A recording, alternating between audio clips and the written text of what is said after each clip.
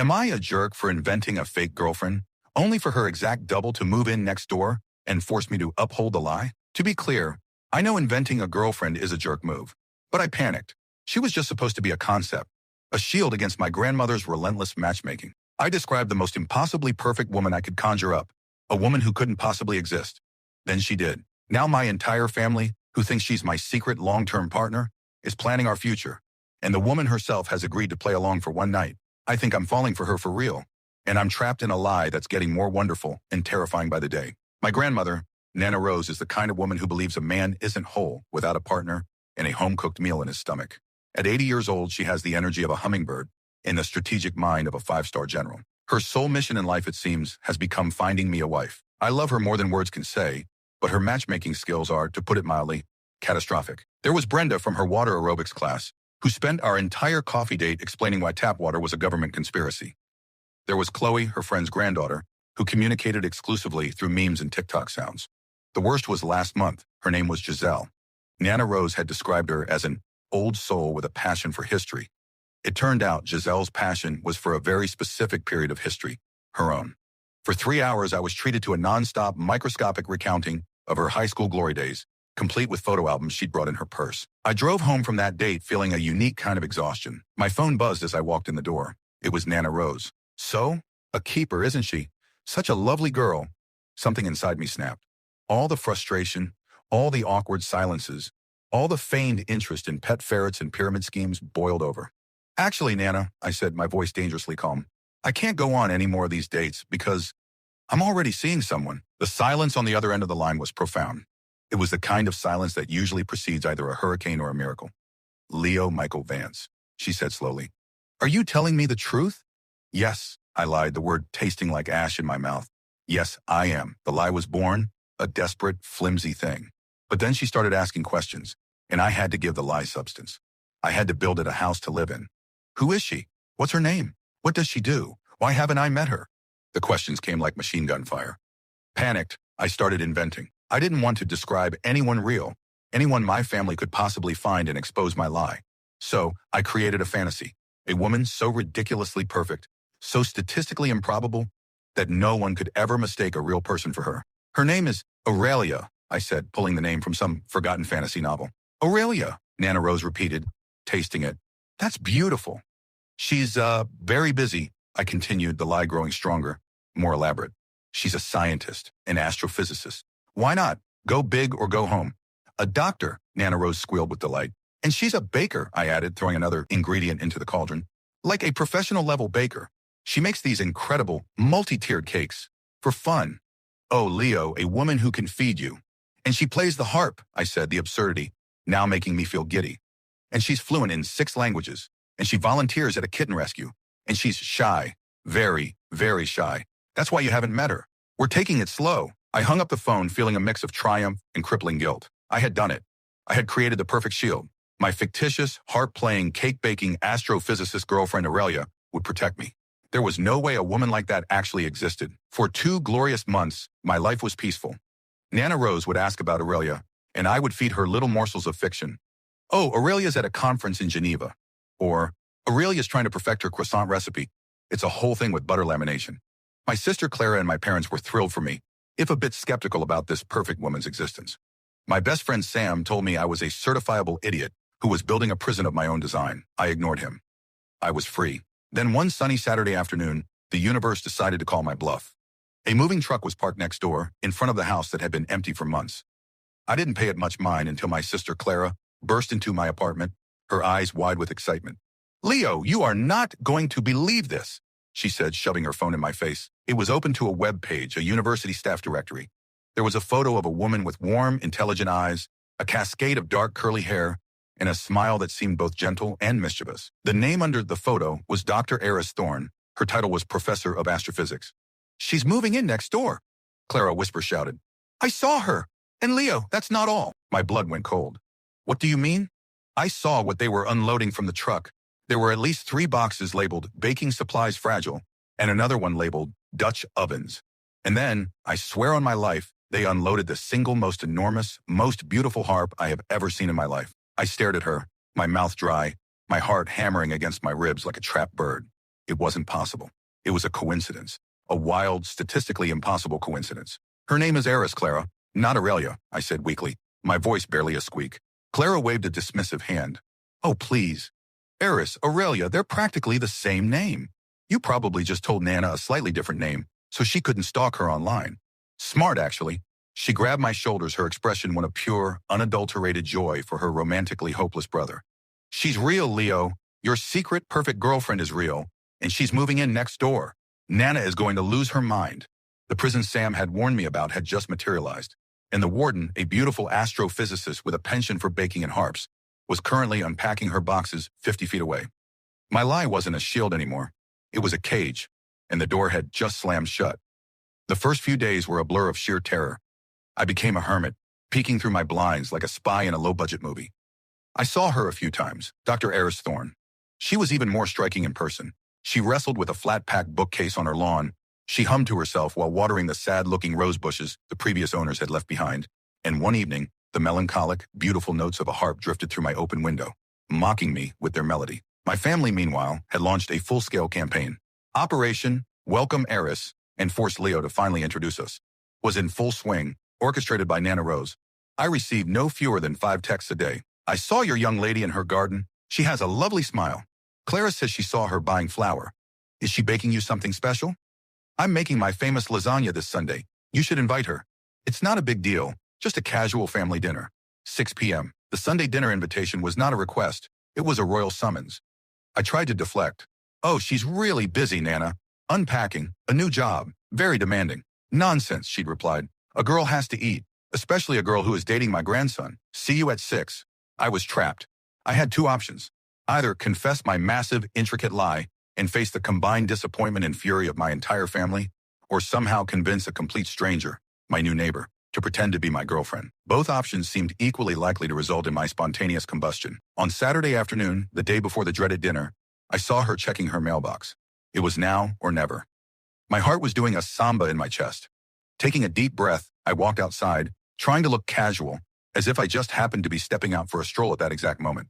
Hi, I managed to say. My voice came out as a croak. She turned. Up close, her eyes were even warmer, flecked with gold. Oh, hi.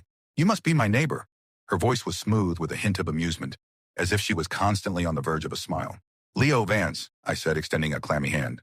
Welcome to the neighborhood. Eris Thorne, she replied, shaking my hand. Her grip was firm. It's nice to meet you properly. Sorry about the harp music at all hours.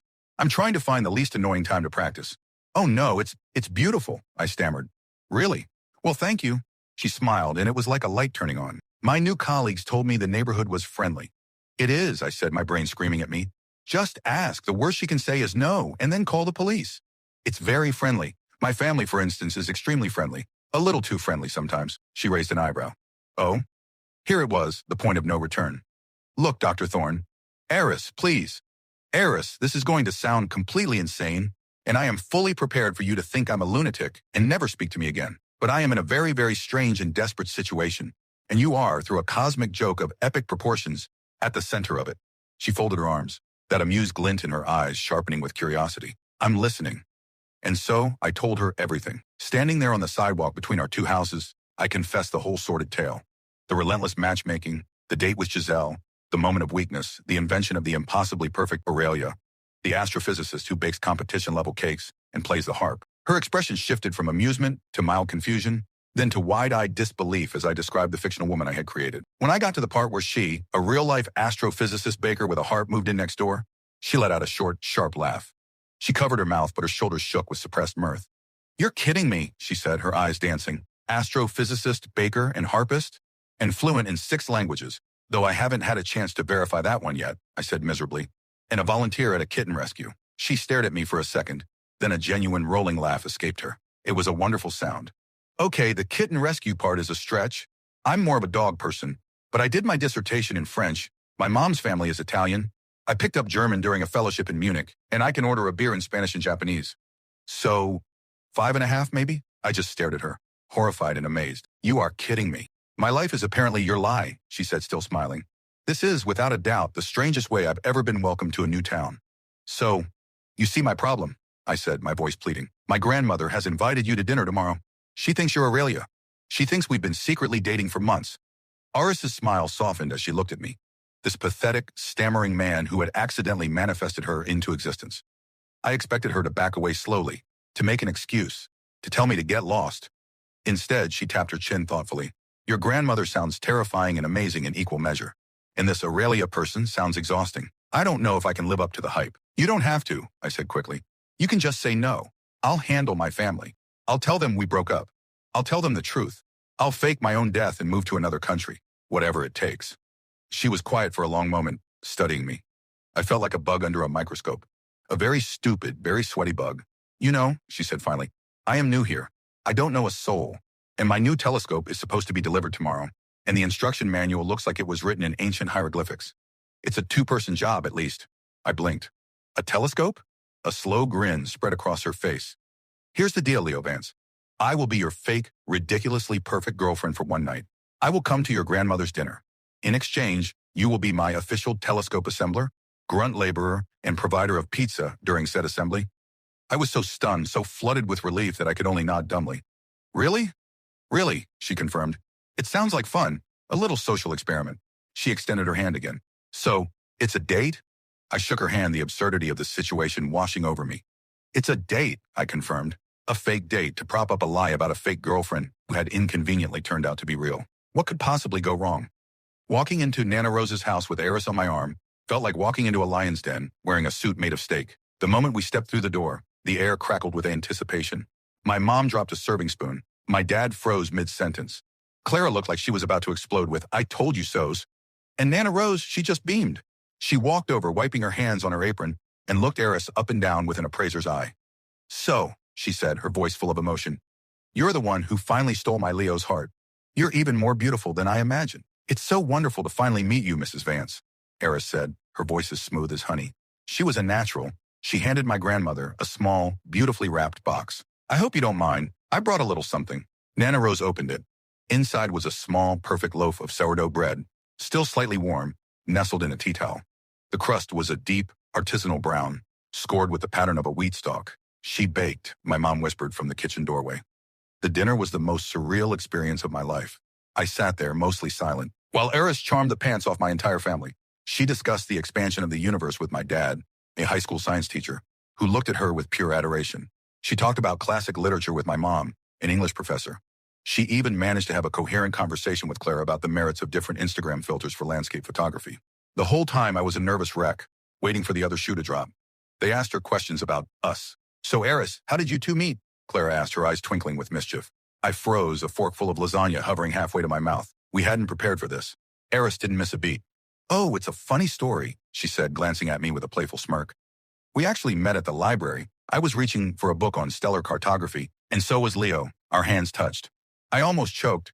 It was the most cliché, romance novel trope imaginable, and my family ate it up. How long have you been playing the harp? My mom asked. Since I was 6, Eris replied without hesitation. My mother insisted. I hated it at first, but now I can't imagine my life without it. For every question, she had a perfect, plausible answer. She was weaving my ridiculous lie into a beautiful, believable tapestry. I found myself watching her, mesmerized. It wasn't just that she was smart and beautiful. She was funny. She had this way of telling a story that made everyone lean in. She was perfect. And the more perfect she was, the deeper the pit in my stomach grew. This was all a performance, a favor for a desperate neighbor. After dinner, as she was helping my mom clear the plates, Nana Rose cornered me in the living room. She grabbed my hand, her eyes shining with tears. Leo, she's the one, she whispered fiercely. Don't you let this one go. You hear me? The guilt was like a physical weight. I was deceiving this woman who loved me more than anyone, all to avoid a few more bad dates. When I drove Eris home, the silence in the car was thick. So, I said finally as I pulled up to her curb, thank you. You were incredible. You're a better me than I am. It was surprisingly fun, she admitted. Your family is lovely, and your grandmother's lasagna is a religious experience. She turned to me, her expression more serious. She really loves you, you know? I know, I said, my voice quiet, which makes this whole thing about 1,000 times worse. Well, she said, unbuckling her seatbelt, a deal's a deal. My telescope arrives tomorrow at 10. Don't be late, Vance, and bring coffee. She got out of the car and walked to her door, leaving me alone with my monumental lie and a strange, fluttering feeling in my chest that had nothing to do with guilt. The next morning, I showed up at Eris's house with 2 large coffees and a box of donuts. Her living room was dominated by several enormous cardboard boxes. One of them, when opened, revealed what looked like the engine of a small spaceship, surrounded by a million screws, bolts, and cryptic metal parts. "Behold," she said, gesturing dramatically, "the Hyperion 12-inch Dobsonian reflector." "It's big," I said intelligently. "The instruction manual is 200 pages long and appears to assume that the reader is already a certified rocket scientist," she said, handing me a booklet. I flipped through it. The diagrams were terrifying. "So where do we start?" I asked.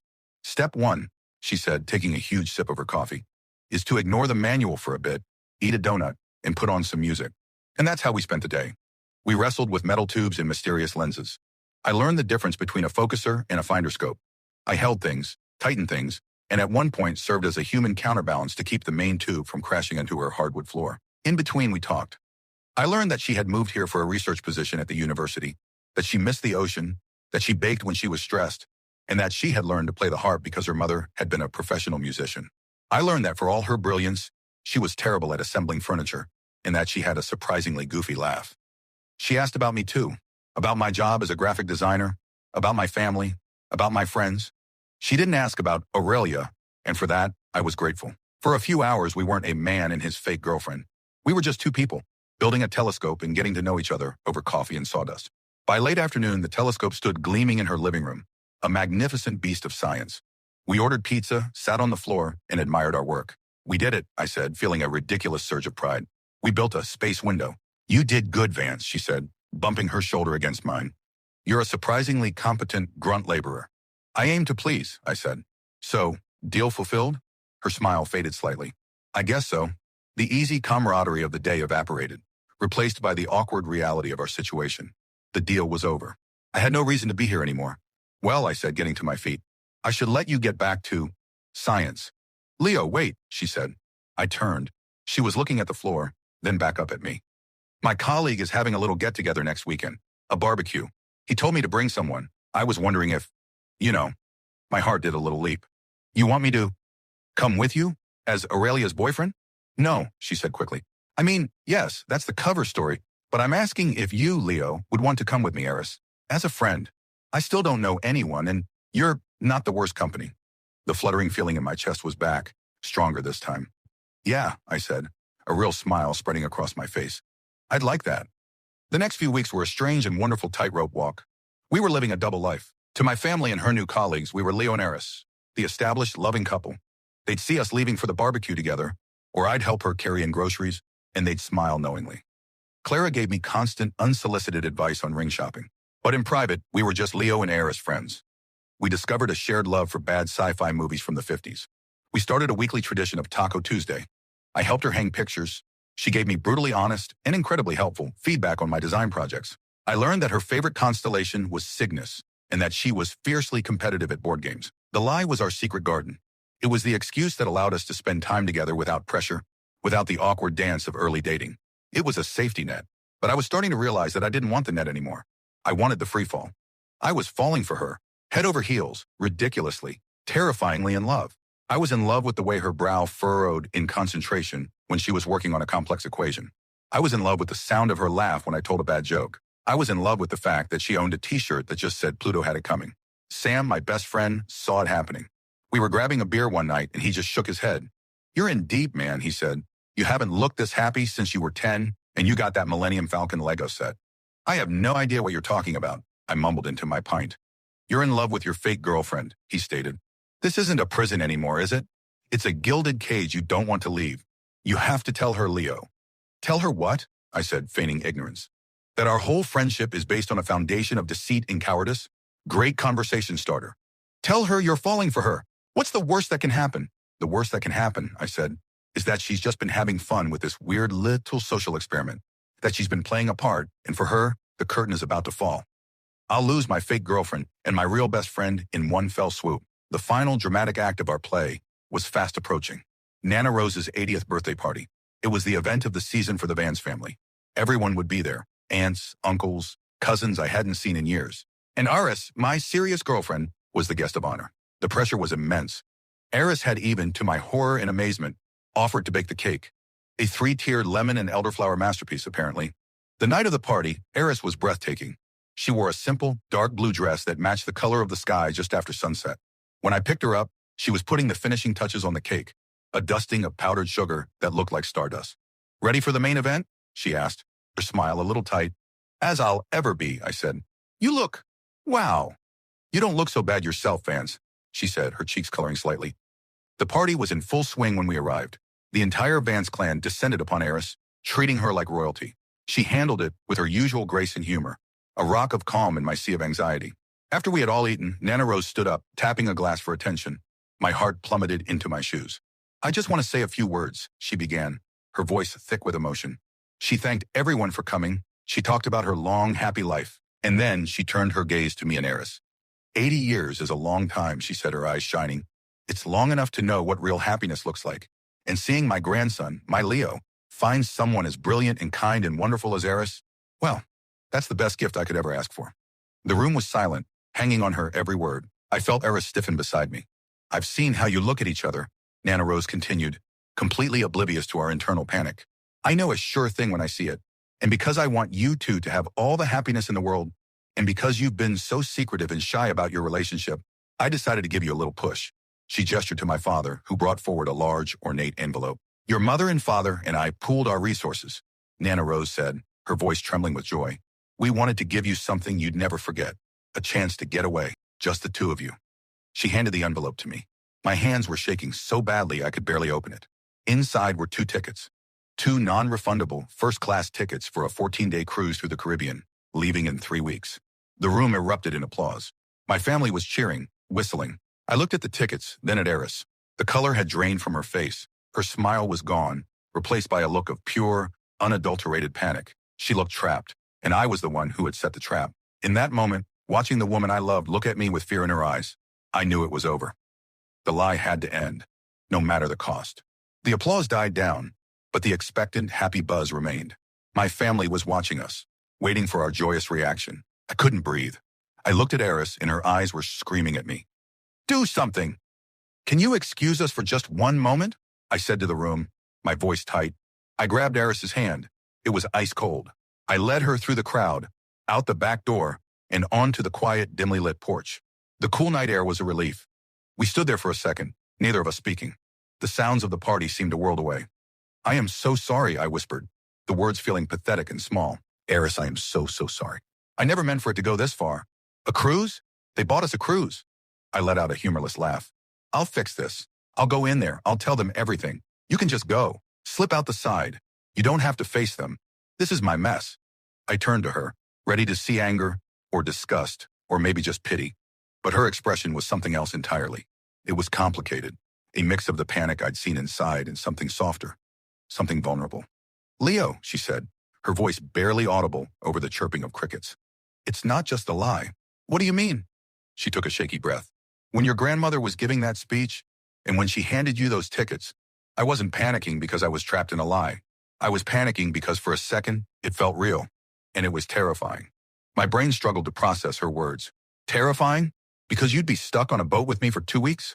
"No," she said, looking up at me, her beautiful, intelligent eyes full of a terrifying, wonderful emotion. "Because I wanted it to be real. I was panicking because I have fallen completely, irrevocably in love with my fake boyfriend, and I had no idea if any of this was real for you. The cruise. It was too much, too soon, because I didn't know if you felt the same way. And I couldn't bear the thought of going on a real trip with you if it was all still just a game for you." The world stopped spinning. The air left my lungs. The words I had been too cowardly to say. She had just said them, to me. "Eris," I breathed, stepping closer. I reached out and cupped her face in my hands. "It's not a game. It hasn't been a game for a long time. I am so in love with you it hurts. That's why I had to end this. The guilt of lying to you, to my family, it was eating me alive. But the thought of losing you was so much worse." A single tear traced a path down her cheek, and I gently wiped it away with my thumb. She leaned into my touch, a small, shaky smile gracing her lips. "So this whole insane, ridiculous, cosmic joke of a situation is the best thing that's ever happened to me," I finished. And then I kissed her. And it wasn't a fake, for-show, part-of-the-deal kiss. It was real. It was full of weeks of unspoken feelings, of shared laughter over bad movies, of the smell of sawdust and coffee, of the quiet notes of a harp in the evening. It was the most real thing I had ever felt. When we finally broke apart, we were both breathless. So what do we do now? She whispered. Now, I said, taking her hand and feeling a surge of courage.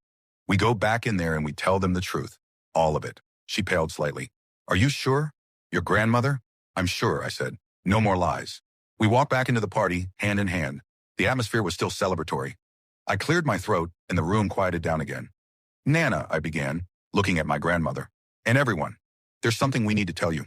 I took a deep breath and I told them everything. I told them about Giselle and the photo albums. I told them about my moment of desperation on the phone. I confessed to inventing Aurelia, the six-language-speaking, harp-playing astrophysicist Baker. There were a few confused murmurs. Then I told them about the moving truck and how my lie had come to life and moved in next door. I told them about my deal with Eris, her presence at dinner in exchange for my help with her telescope. I expected gasps. I expected anger, disappointment. I expected Nana Rose's heart to break from the deceit. Instead, a strange sound started from where Nana Rose was standing. It was a low chuckle. It grew and grew until she was leaning against my father, roaring with laughter. The rest of my family looked at her, utterly bewildered. Oh, Leo, she finally said, wiping a tear of mirth from her eye. You silly, silly boy. Did you really think I didn't know? I stared at her, dumbfounded. What? The first dinner, she said, still chuckling. Eris was charming, yes. Perfect even. But you? You look like a man about to face a firing squad. You barely said 2 words all night. I've seen you on first dates, Leo. This wasn't a man comfortable with his long-term girlfriend. This was a man terrified of being found out, Clara chimed in. And the whole our hands touched over a book story? Leo, you haven't been in a library since they made you for a school project in 10th grade. I knew something was up. Eris and I just stood there, our jaws on the floor. I saw the way you two were when you thought no one was looking. Nana Rose continued, her expression softening. I saw you helping her with her garden. I heard you laughing on her porch. I saw a real friendship, a real connection, growing out of your ridiculous, convoluted lie. I didn't know all the details, but I knew the lie was what brought you together. The cruise tickets, she grinned slyly. That was just my final, dramatic push to get you two to be honest with each other. I figured it would either force a confession or a proposal. I'm happy with this outcome. The whole family was smiling now, a wave of relief and amusement washing through the room. My monumental, guilt-ridden lie hadn't been a secret at all. It had been a poorly written play, and my family had been a forgiving audience, waiting for the actors to finally figure out their own feelings. Free from the lie, Eris and I decided to start over. We returned the cruise tickets, much to Nana Rose's feigned disappointment, and planned a proper first date. No pretense, no deals, no audience. We went to a small, quiet Italian restaurant. Over pasta, we talked about our real future, a future where I didn't have to invent stories and she didn't have to play a part. It was easy, and it was right. As we walked home later, under a clear, star-filled sky, she stopped and pointed upwards. See that? She said, tracing a pattern with her finger. That's Cygnus, the swan. My favorite. I looked up at the constellation, then back at her. Her face was illuminated by the soft glow of the streetlights, her eyes full of the same wonder she had when she looked at the stars. I think it's my favorite too, I said. And this time it wasn't a lie. Thanks for watching. If you got this far, leave a comment, like if you liked it, and follow for more.